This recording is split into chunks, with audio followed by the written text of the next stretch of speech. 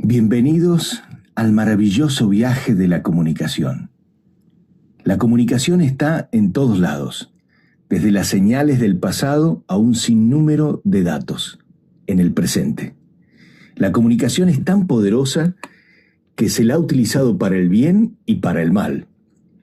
Es la comunicación lo que nos hace únicos, aquello que impulsa al conocimiento en diferentes lugares.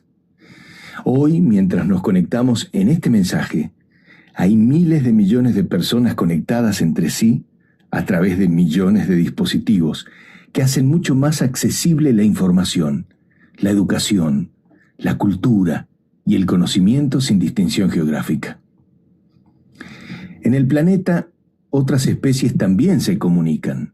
Podemos encontrar miles de pájaros y sus cantos especiales, especies marinas que utilizan el mar para llegar a kilómetros de distancia con sus mensajes, y todas las plantas conectadas entre sí bajo tierra en una admirable comunidad de información y ayuda. Pero es el ser humano la única especie que logró comunicar en el tiempo. Somos capaces de enviar un mensaje de una generación a otra. Fragmentos congelados de experiencias que permiten decodificar el pasado en el futuro.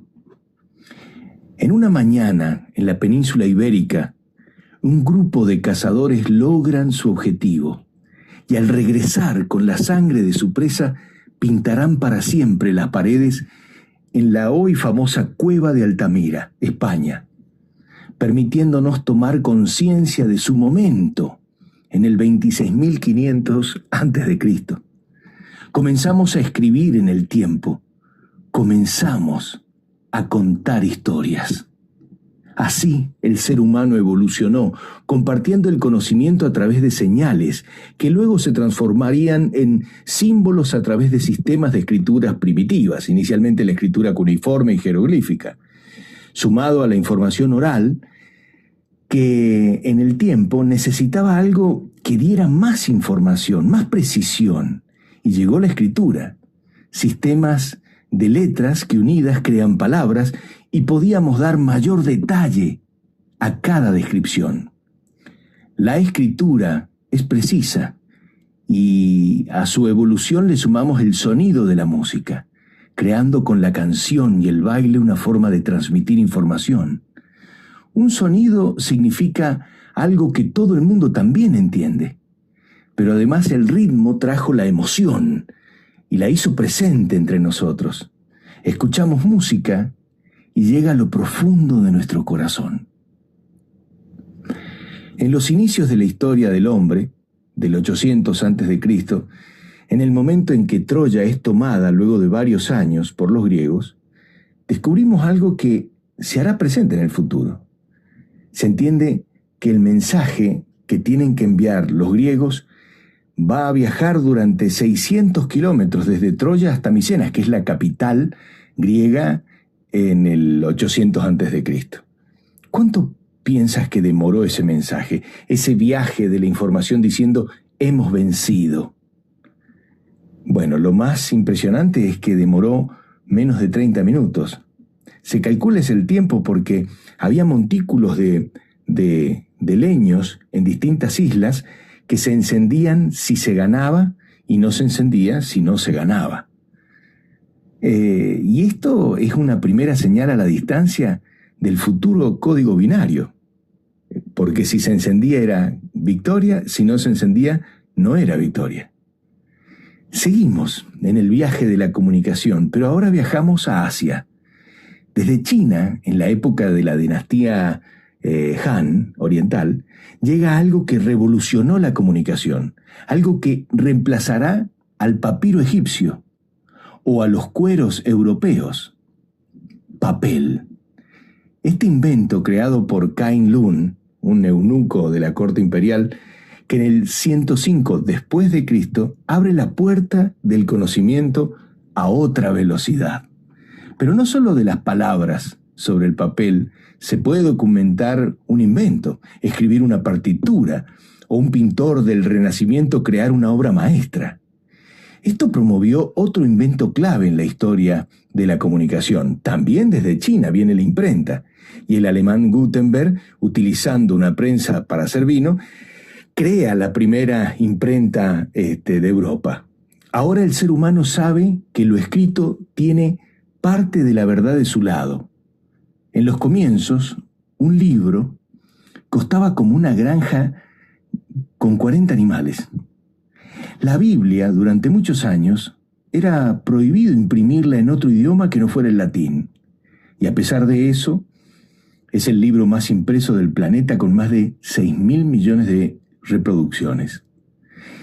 Entre los primeros bestsellers de la época encontramos la desopilante historia de los viajes de Marco Polo, donde un veneciano impresiona con sus relatos a todos los europeos de cómo es Oriente. Parte del mundo se da cuenta que lo escrito manda en la creación de percepción de lo que sucede, sucedió y quizás sucederá.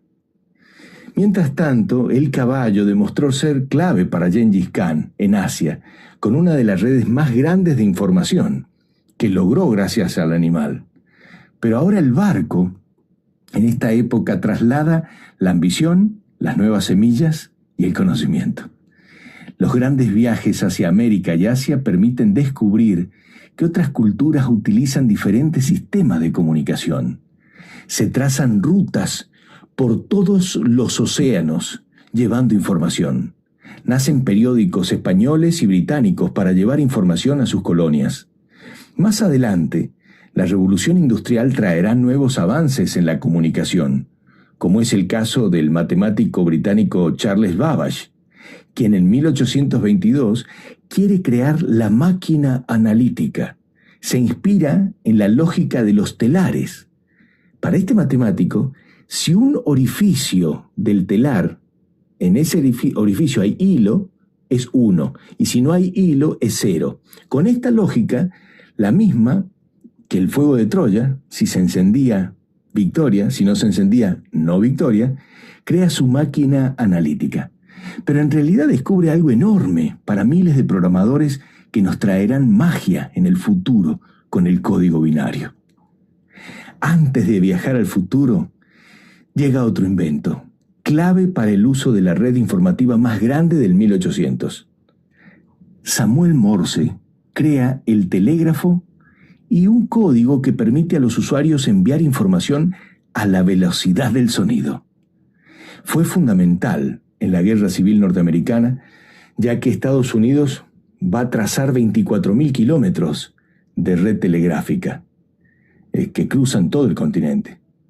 En 1858, el presidente de Estados Unidos, Buchanan, envía un mensaje a la reina Victoria de Inglaterra a través del cable que une todo el Atlántico. Y hay una charla, pero es muy lenta. La charla dura 17 horas 40, entre idas y vueltas, ¿no es cierto?, telegráficamente hablando. El presidente Sarmiento en Argentina es el promotor de la red telegráfica más grande del planeta en proporción a la población, con un impresionante 5.000 kilómetros de línea telegráfica que tenía la Argentina. Sarmiento decía sobre el telégrafo: es necesario que las ideas vuelen a la misma rapidez con la que se conciben. Incluso esta herramienta magnífica fue útil en el frío ártico, y tras el incidente que había sucedido allí, se podía escuchar atrás de este sonido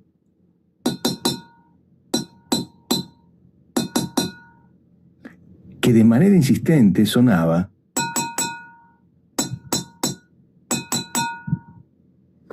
SOS en código Morse. Gracias a ese sonido se pudieron salvar 706 pasajeros del Titanic. Para mí, el telégrafo es la antesala del Internet del futuro.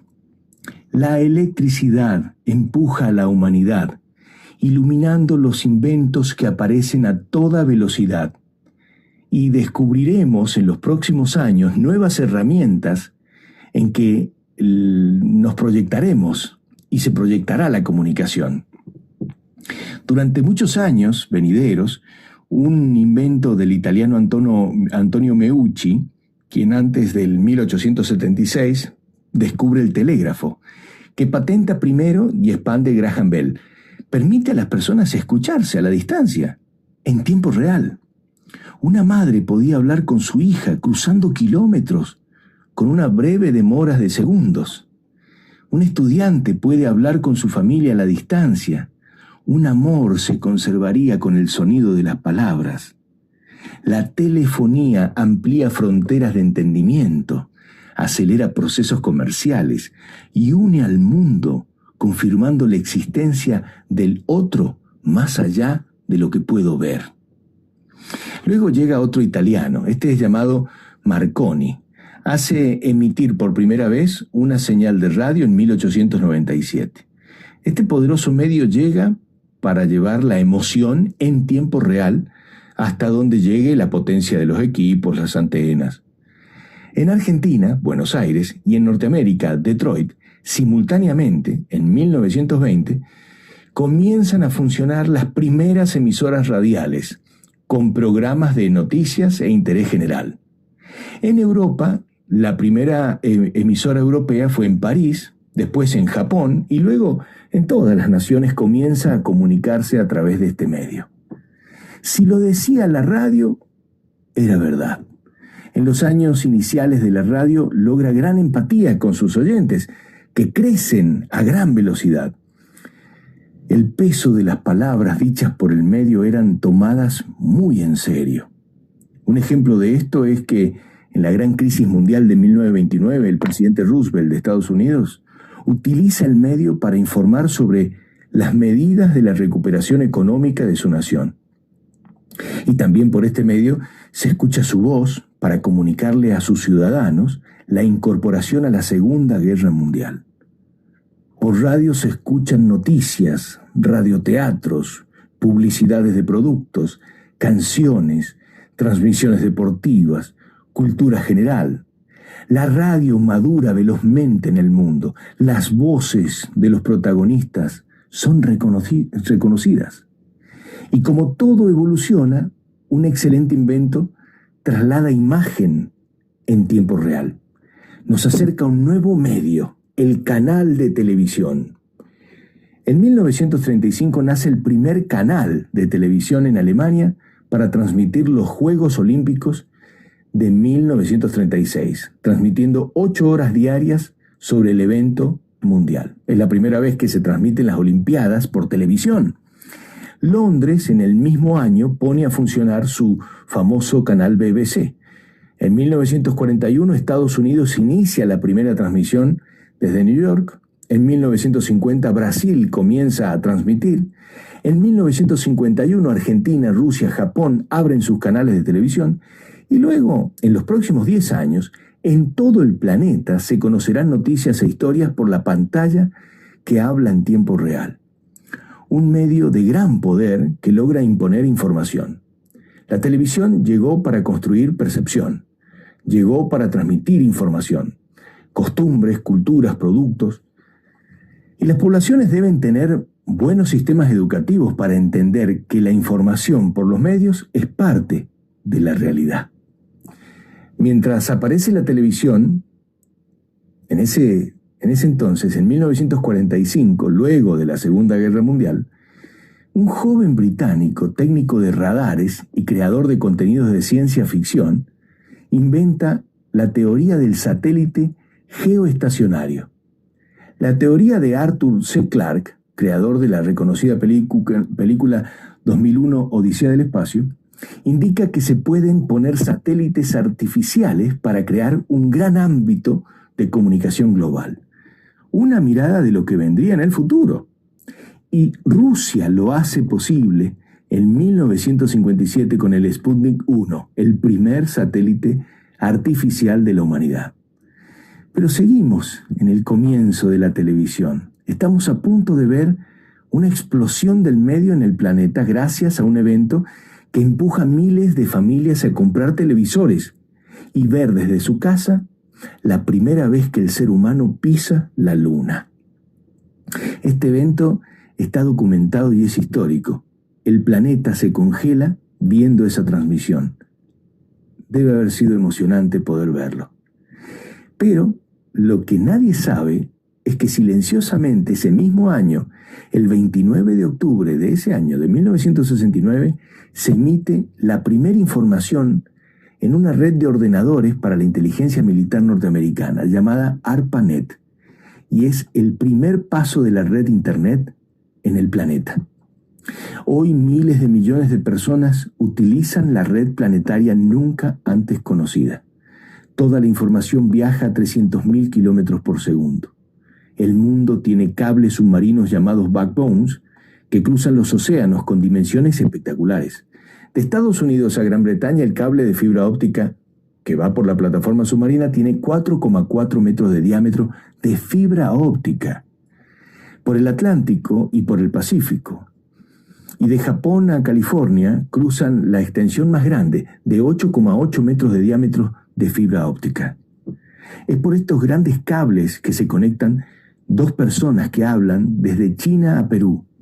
Es por estos cables que se conecta la voz de un papá que vive en Madrid y habla con su familia en Quito.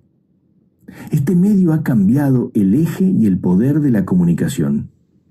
Antes, las grandes cadenas gráficas y radiales y televisivas tenían total hegemonía, pero la Internet ha colocado al individuo en el centro, donde el consumidor ahora es escuchado. Un individuo sin distinción geográfica, con Internet, tiene la posibilidad de comunicarse, formarse, trabajar, informarse.